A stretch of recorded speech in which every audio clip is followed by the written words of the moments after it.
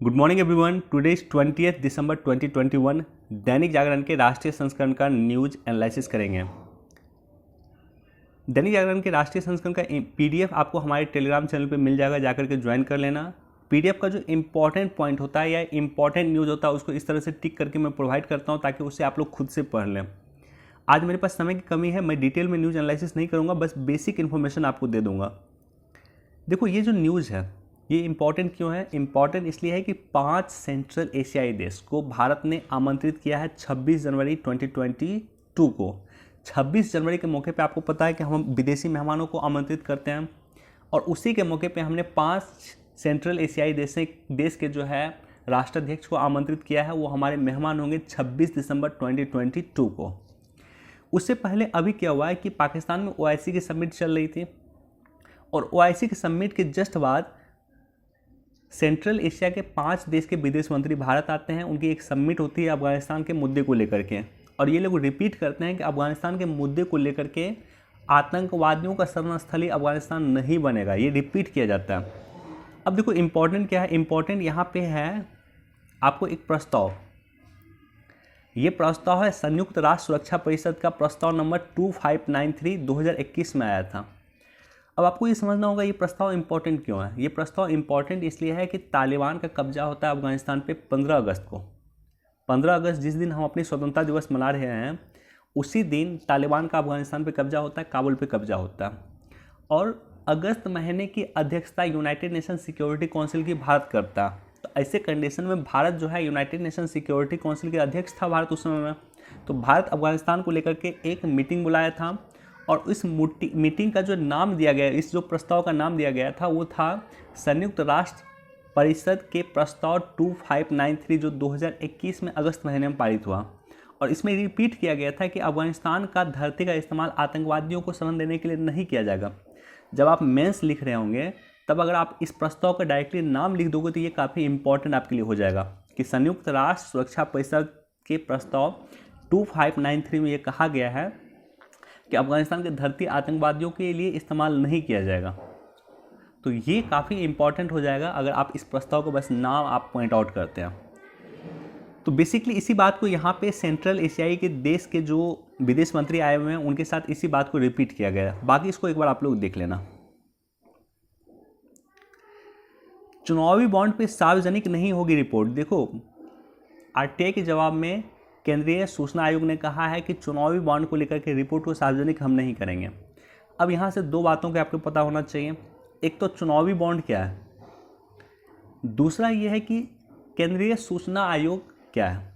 चुनावी बॉन्ड क्या है इसमें आपको पता होना चाहिए कि चुनावी बॉन्ड क्या है, चुनावी बॉन्ड को कब लाया गया था, इलेक्शन रिफॉर्म्स में किस तरह से काम कर सकता है, चुनावी बॉन्ड कौन जारी करता है, चुनावी बॉन्ड कितने दिन के लिए जारी होता है, कितने से कितने रुपए तक के चुनावी बॉन्ड को आप परचेज कर सकते हैं। किसी राष्ट्रीय पार्टी को या क्षेत्रीय पार्टी को जब आप चुनावी बॉन्ड के रूप में देते हैं उन्हें, तो वो किस तरह से उसे इनकेस करवा सकता है। तो ये सब बेसिक इन्फॉर्मेशन है जो आपको पता होना चाहिए चुनावी बॉन्ड को लेकर के। दूसरा आपको पता होना चाहिए केंद्रीय सूचना आयोग CIC। केंद्रीय सूचना आयोग क्या है, केंद्रीय सूचना आयोग की स्थापना कैसे होती है, केंद्रीय सूचना आयोग के अध्यक्ष की नियुक्ति कौन करता है, उसका कार्यकाल कितना दिन का होता है, केंद्रीय सूचना आयोग की स्थापना किस एक्ट के द्वारा किया गया था, ये सब बेसिक इन्फॉर्मेशन है। ऑलरेडी हम लोग कई बार डिस्कस किए हैं, तो ये सब जानकारी आपको होना चाहिए। सेकेंड पेज पे बस ये न्यूज़ है। देखो, ये न्यूज़ का बैकग्राउंड ये है कि अलाई दरवाज़ा जिसकी निर्माण किया गया था अलाउद्दीन खिलजी के द्वारा, जिसे कुतुब मीनार का जो है प्रवेश द्वार कहा जाता है। ये अलाई दरवाज़ा है, ये कुतुब मीनार है। तो कुतुब मीनार का इसे प्रवेश द्वार कहा जाता है, प्रवेश द्वार कहा जाता है अलाई दरवाज़ा को, जिसका निर्माण किया गया था अलाउद्दीन खिलजी के द्वारा। तो इसका संरक्षण ASI करेंगे, आर्कोलॉजिकल सर्वे ऑफ इंडिया। इस तरह की जितनी भी साइट है जो ऐतिहासिक हमारा धरोहर है उसका संरक्षण करने का काम करती है, उसका संवर्धन करने का काम करती है। तो अलाई दरवाज़ा का संरक्षण करने का काम आर्कोलॉजिकल सर्वे ऑफ इंडिया फिर से इसको करेगी। इंपॉर्टेंट ये है कि आर्कोलॉजिकल सर्वे ऑफ इंडिया के बारे में आपको बेसिक पता होना चाहिए। इसकी स्थापना कैसे हुआ, इसकी स्थापना कौन करता है, इसका काम क्या क्या है, और साथ ही साथ अलाउद्दीन खिलजी के बारे में तो आपको पता ही होना चाहिए, प्रीलिम्स में कई बार पूछा गया है। देखो, हालांकि ये न्यूज़ पॉलिटिकल है, चूंकि प्राइम मिनिस्टर मोदी अभी गोवा गए हुए हैं और गोवा में वो इलेक्शन कैंपेन को संबोधित करते हुए कह रहे थे सरदार पटेल कुछ समय और जीवित रहते तो गोवा पहले आज़ाद हो गया होता। तो ये अधिक इम्पॉर्टेंट नहीं है।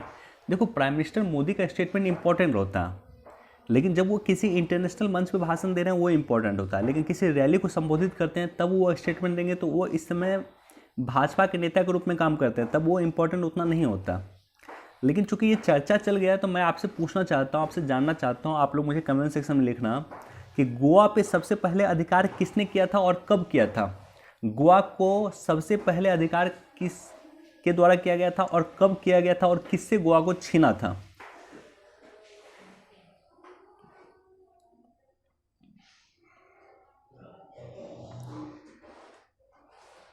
ओमिक्रॉन ने चीतों को लाने की राह रोकी। देखो, ओमिक्रॉन वायरस सबसे पहले क्रिएट कहाँ हुआ है? दक्षिण अफ्रीका में हुआ है। हमारे देश में चीतों की कमी है। 1952 में 1952 में चीतों का विलुप्त भारत में हो चुका है। भारत चीतों को विलुप्त घोषित कर चुका है 1952 में। अब हम क्या कर रहे थे कि नामीबिया से, अफ्रीकन देश है नामीबिया से चीता मंगा रहे थे और चीता मंगा करके हम कुनो पालमपुर अभयारण्य जो मध्य प्रदेश में है वहाँ पर रखवाते हैं। ये सारा का सारा नाम कई बार पूछा, कौन किस किस अभयारण्य को पॉइंट आउट किया गया था कि हम चीते मंगाएंगे तो वहाँ रखेंगे, राइट, और किस देश से मंगाएंगे तो नामीबिया से मंगाएंगे। ये सारा का सारा पार्ट कई बार पूछा गया, इसको एक बार पढ़ लेना डिटेल में। अब चूंकि अफ्रीका में एक बार फिर से ओमिक्रॉन वायरस आ चुका है, कोरोना वायरस का एक पार्ट है, तो ऐसी कंडीशन में चीते लाने में देरी हो सकता है।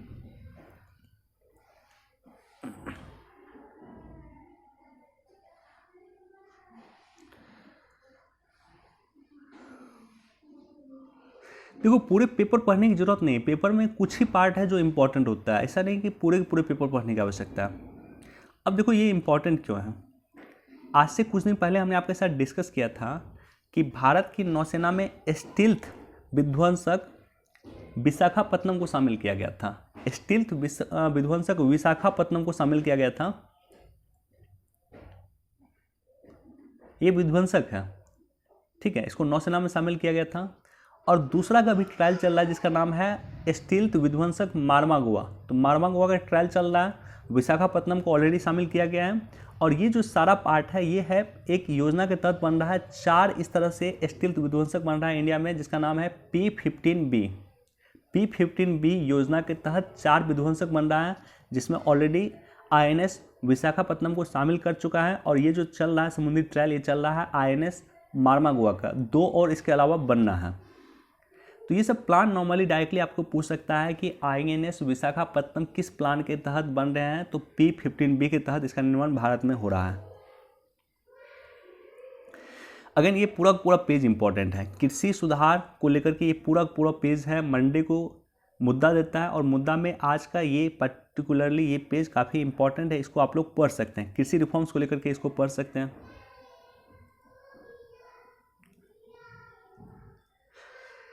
सामाजिक सुधार का सिलसिला, देखो महिलाओं की एज, शादी की एज जो है 18 से 21 वर्ष करने का प्लान किया गया है। तो ऐसे कंडीशन में सोशल रिफॉर्म्स को लेकर के एडिटोरियल दिया गया है, इसको आप लोग पढ़ सकते हैं।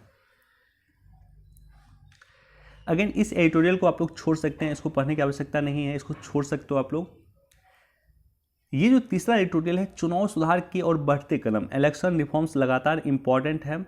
और आज जो है हमने डिस्कस किया था चुनावी बॉन्ड को लेकर के फर्स्ट पेज पे। चुनावी बॉन्ड भी इलेक्शन रिफॉर्म्स का एक पार्ट है। चुनावी बॉन्ड को लेकर के कौन कौन समिति बनी है, चुनावी बॉन्ड को लेकर के सरकार का क्या पर्सपेक्टिव रहा है, चुनावी सुधार को लेकर के विधि आयोग को क्या रिकमेंडेशन रहा है और कौन कौन समिति बनी है जो चुनावी सुधार को लेकर के अपनी राय दिया है। तो ये सारे का सारा चीज़ आपको पता होना चाहिए, बाकी इसको पढ़ लेना, ये इंपॉर्टेंट एडिटोरियल है।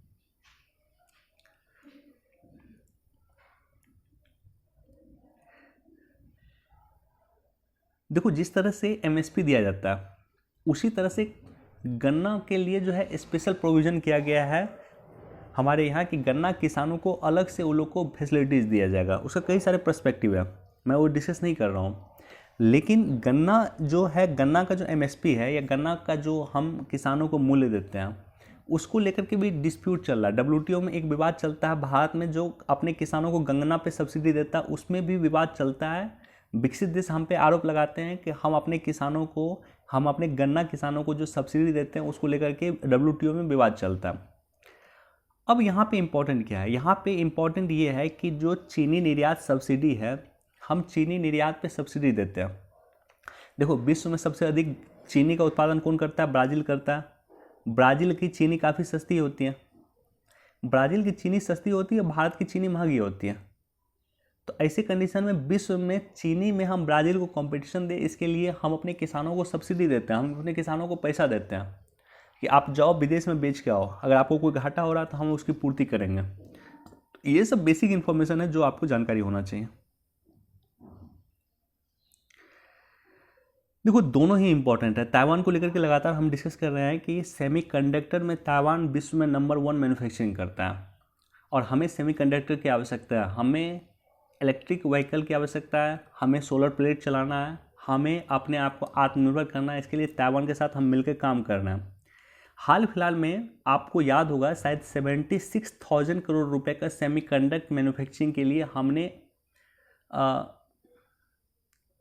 लगभग $8 बिलियन का, आई थिंक लगभग $8 बिलियन का हमने ताइवान के साथ समझौता किया है कि हमारे यहाँ आकर के सेमीकंडक्टर की मैन्युफैक्चरिंग स्टार्ट कीजिए, राइट।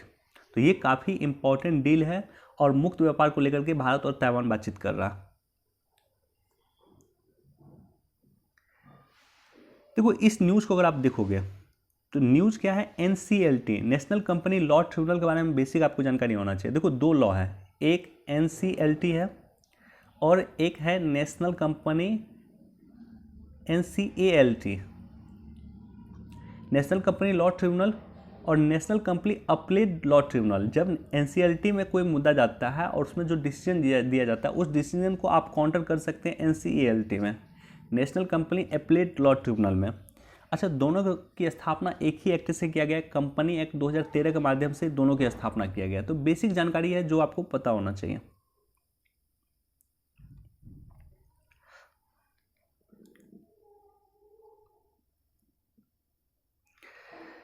चलिए इतना ही न्यूज़ था। वीडियो देखने के लिए आप सभी का धन्यवाद। डिटेल में न्यूज़ तो एनालिसिस नहीं किया, बस आपको बेसिक जानकारी दे दिया हूँ कि किस न्यूज़ को आपको पढ़ना है और क्या क्या पार्ट उस न्यूज़ से आपको पढ़ना है। कल अगर मुझे समय मिलेगा तो मैं डिटेल से न्यूज़ का एनालिसिस कर दूंगा। चलिए वीडियो देखने के लिए आप सभी का धन्यवाद। Thank you so much.